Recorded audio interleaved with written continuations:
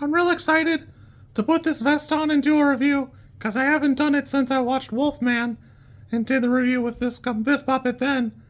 But if I had to guess, when I finally make a thumbnail for this video, it won't be using any of the 900 photos I have of Mom being a puppet wearing this vest. So, I'm sure that's dumb, and I'm not sure where his goggles are. I'm sure they're here somewhere, I just don't know where. It's a big box of, like, accessories and other costumes. We watched Escape Room. Weirdly, there's like 4 movies called Escape Room, and 3 of them came out within 2 years of each other, so that was very annoying for me.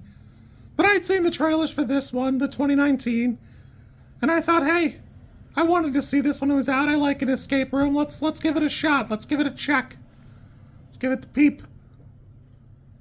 It's okay. I don't really care for that non-linear thing where it's the end of the movie or whatever. So it's got that like escape room the kid falls into at the beginning, and then it seems like he fails, and then you start with the story. Boy, this has got like a real weak beginning. It just starts off weak as hell. The dialogue seems bad.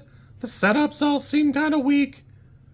They're even trying to make like Jay Ellis the most punchable face you can, and he's doing fine, but it's just a little too much yapping. The dialogue is just so stilted. It's actually kind of weird because it's a little too much of what is effectively Taylor Russell, Jay Ellis, and Logan Miller, the core 3 of the film.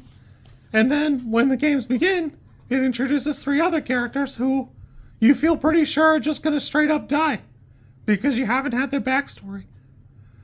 Weirdly, one of them is Deborah Ann Woll, who I was very excited to see in the movie.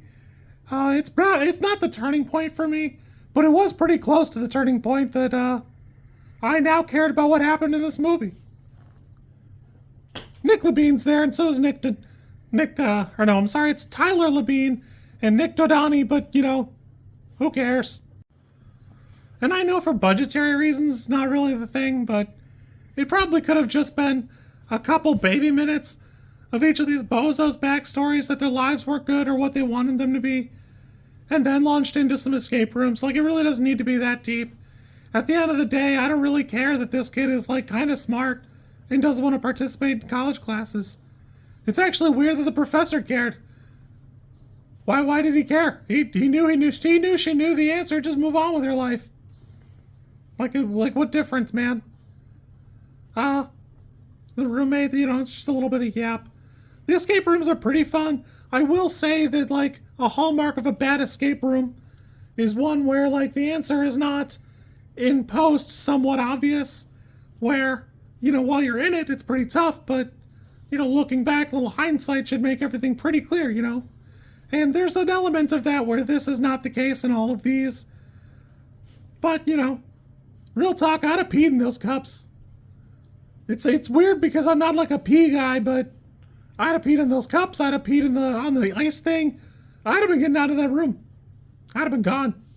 You've been trying to catch up with me. Gotta wake up pretty early to keep me from peeing on stuff. There is a point where the movie does kind of lock in. It gets pretty good there at the middle, and for most of the ending, I will say that the ending felt a little weak for me. I would have rather Taylor Russell kill the guy running the game, but, you know, it's doing a pretty good job. It's pretty, like, passably fun. I enjoyed the traps and stuff. I think that the upside down bar is probably the best of the bits. But, you know, I mean, all of the set pieces look pretty good. Even if some of the things you have to kind of reach to get to the point you're trying to. There's an element of, like, that Saw component where in the poison room, some of these clues I thought would be more keyed to, like, the other characters. So they'd be like, oh man, I don't know what his friend's name was. I'm not going to be able to solve this puzzle. Oh my god, what do I do? And I don't know. Overall, I had a pretty good time. I mean, the movie's still just a 5, but, you know, it's got some good bits. I probably will watch the sequel. I'm just not going to run out of my way to go get it. It's on Netflix. Pretty fun. I had a good time, not a great time. Some of it's got the elements of something pretty good, obviously. And, it's got some weaknesses, but it is what it is. Weirdly, Deborah Ann Woll is credited as, like, an actress in the second one, and I don't know, man. If she, like, fell on a net and lived, I'll be kind of annoyed, but whatever. It can't go without saying that there's some component of this that, like, rivals that Squid Game energy where it's just rich people gambling on poor people that are in a rut that, I don't know. I just don't know that it needed that. It almost could have just been a weird secret society just making traps and stuff. The ending, like I said, it kind of falls off for me. I actually can't believe that Logan Miller goes, yeah, let's go. I'll get on a plane with you and go to confront these people who removed a warehouse while we were, in the hospital for a day. But whatever, I don't know. I had a good time, had a great time, but it's pretty fun.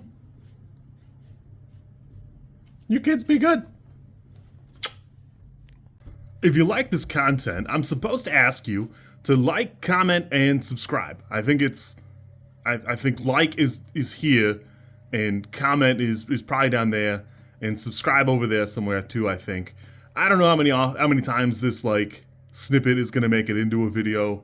Everybody says you should do it this way, and I always thought it was just like an annoying thing other YouTubers did.